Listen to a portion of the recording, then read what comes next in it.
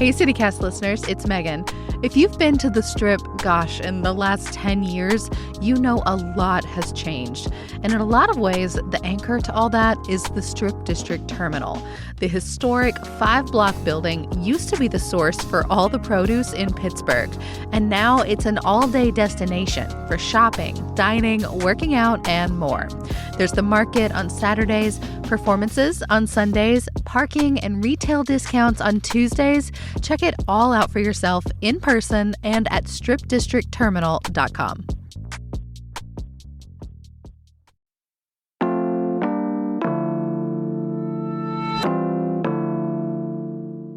Today on CityCast Pittsburgh, have you or a loved one been personally victimized by the dusty brown Buick Rendezvous in front of the Evergreen Cafe?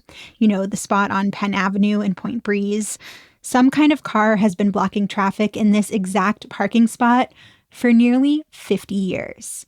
We're throwing it back to a conversation where host Megan Harris finally found out why.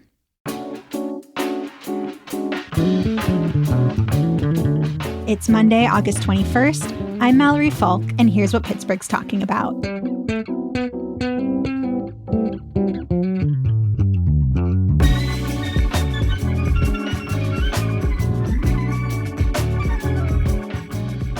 I'm with Hannah Kinney-Cobry, who wrote a really fun piece for City Paper. Hannah, welcome first. Hi, it's nice to be here. Second, where do you live? I live in Point Breeze, so I live around the corner from the Evergreen. I've been an East Ender, but the specific thoroughfare is brand new to me. I love how mad people are about it. Have you been in traffic there? Like, do you understand why people are mad about it? I do. Like, I have had to move around the car before, like I've been one of the afflicted. And that's the thing. Like, it's that it blocks traffic in this specific spot, that it's too narrow. Yes. So, like, there's 2 lanes on Penn Ave, and it blocks, like, and this is before Penn and Braddock meet. So, like, during certain times of day, there's a lot of traffic there of, like, people trying to get to Union Square or whatever. Especially when the bridge was out. Yes. Which I think also has is one of the reasons there's so much, like, long suppressed anger is, like, the year the bridge was out, people were kind of losing it even more than normal.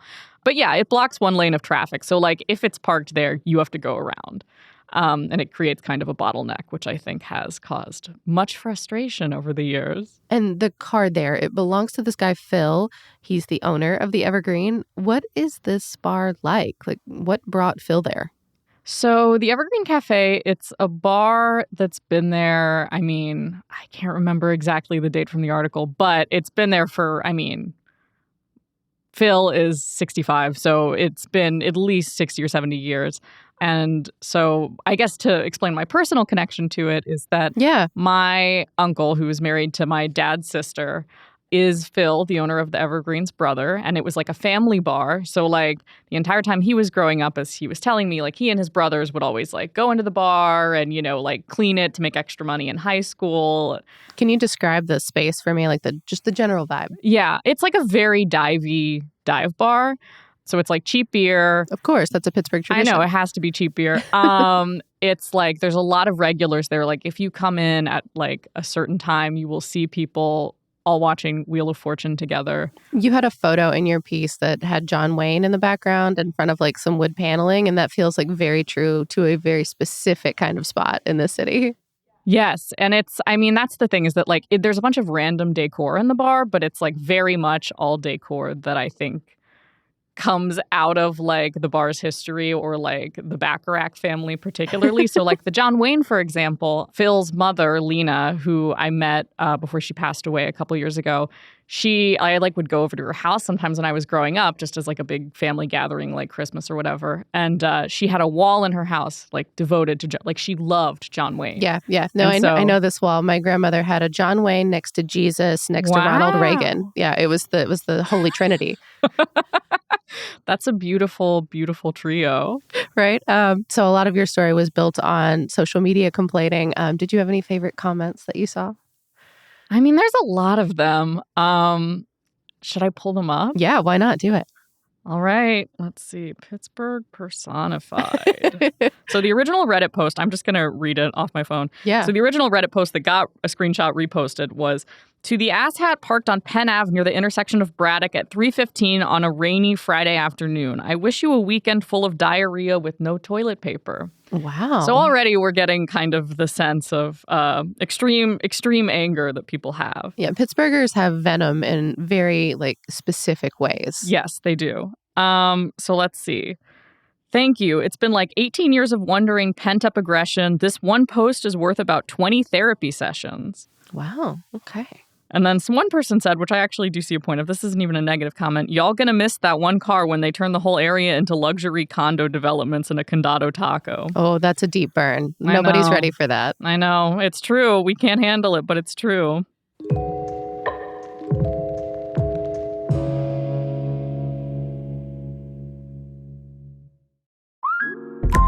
Between the kids being home and hosting, everything in our house gets used up in summer. With Instacart, I can save money by stocking up on all my favorite summer brands. I save time by getting everything delivered in as fast as an hour. And I save myself a sink full of dirty dishes by stocking up on paper plates for the annual summer cookout. Save more on summer essentials? Spend more time enjoying summer. Add summer to cart. Download the app to get free delivery on your first 3 orders. Offer valid for a limited time. Minimum $10 per order. Additional terms apply. Welcome to Welch's Fruit SMR. Enjoy the big, bold, vibrant sounds of real fruit. Orange, pineapple, apple juice. Strawberry spread. Sparkling rosé.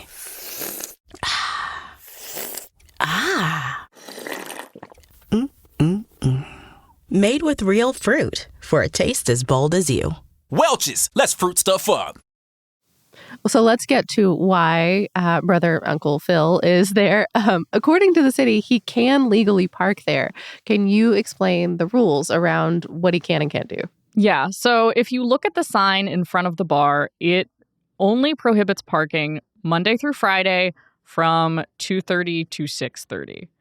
So anytime outside of that, so the weekends or before 2:30 or after 6:30 are technically fair game. Is it just literally physically one parking spot there? I saw the sign, but you can't quite tell. It's a whole stretch of Penn Ave. But nobody else does it. Yeah, no one else does it. Sometimes you will see people parked on the other side of Penn Ave.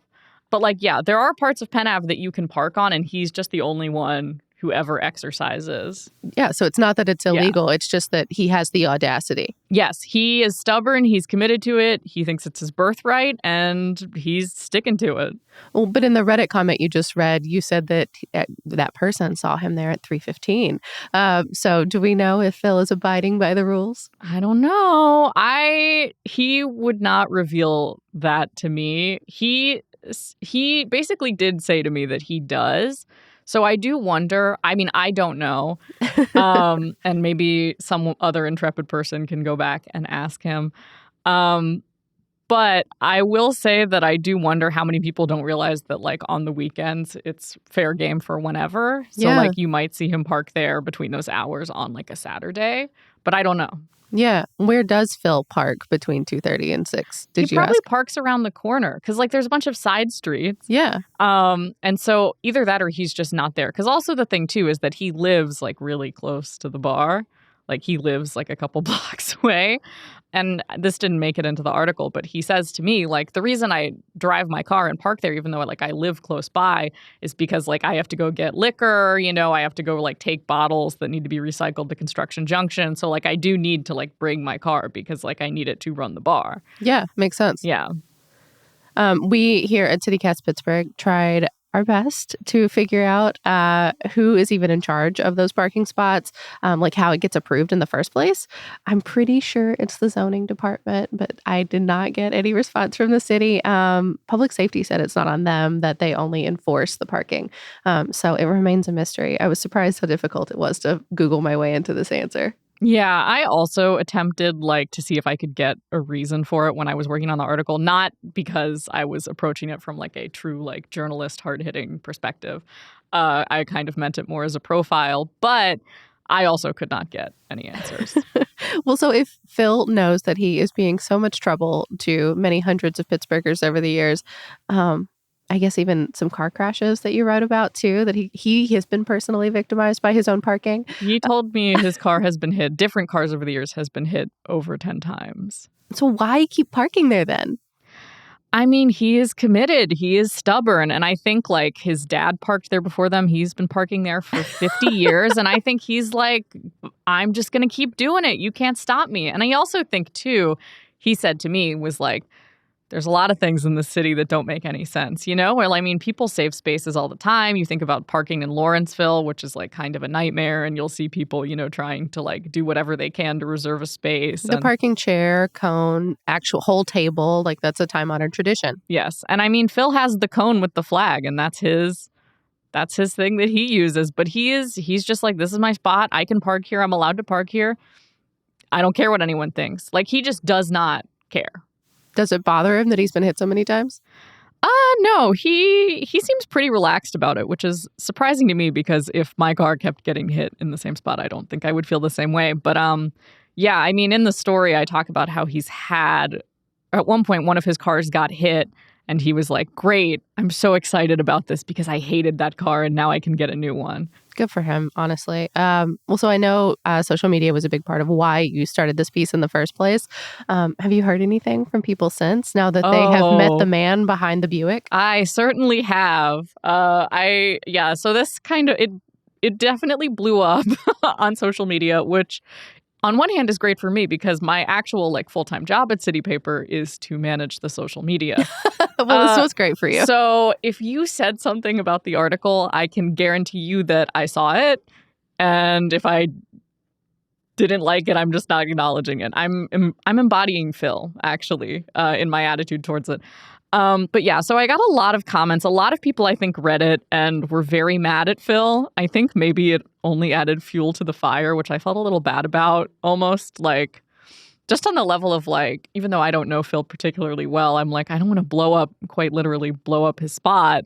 Because a lot of people, too, were like using it as a rallying cry, like, yes, like, let's call the city and like, we're going to get this dealt with. Like, call your city councilor right now. Like, as if that, you know, was going to be the thing that somehow changed the parking regulations on this mysterious stretch of Penn Ave. I mean, activism can take down a jagoff here and there, but we'll see if it fills one of them. Yeah, I would be shocked if it did, because I also think even if they tried, Phil just like wouldn't acknowledge it and would keep parking there. But yeah, I saw a lot of comments. I think a lot of people thought that he came off as like very smug or very sanctimonious, which I didn't feel like that because he's like if you go into the bar, he's a pretty nice guy. You know, he's nice, he's chatty, he does his job. Like, he doesn't mean it with any malice necessarily. He's just stubborn and he doesn't care. I think I meant for it to be funny, and a lot of people like saw it more as like a condemnation of Phil. Which was interesting to me. See, to me, I read this and I'm like, this isn't Phil's fault. This is the city. This is the city for allowing a parking problem to persist for more than 50 years. Yeah, like it's a structural problem and not an individual problem. But Phil is, I guess, just the messenger in this case, who is just, you know, committed to upholding the messed up parking laws of Pittsburgh. Well, Hannah, thank you so much for bringing us this story and for telling us the tale of Phil. Hey, it was my pleasure.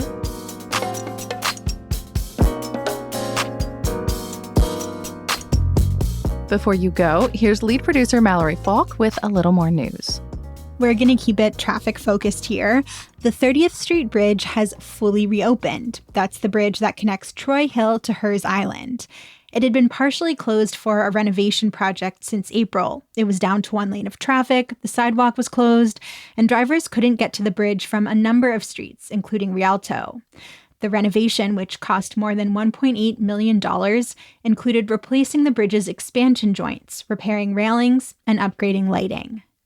And the Pittsburgh Parking Authority is doing a study to see whether it should sell off any of its property for redevelopment.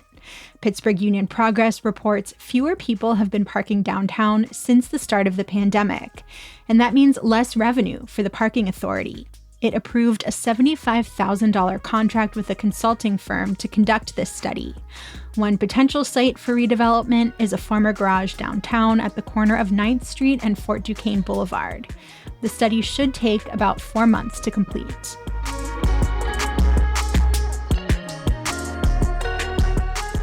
That's all for today here on CityCast Pittsburgh. If you enjoyed the show, why not tell a friend, rate the show, leave us a review, and subscribe to our Hey Pittsburgh newsletter. We'll be back tomorrow morning with more news from around the city. See you then.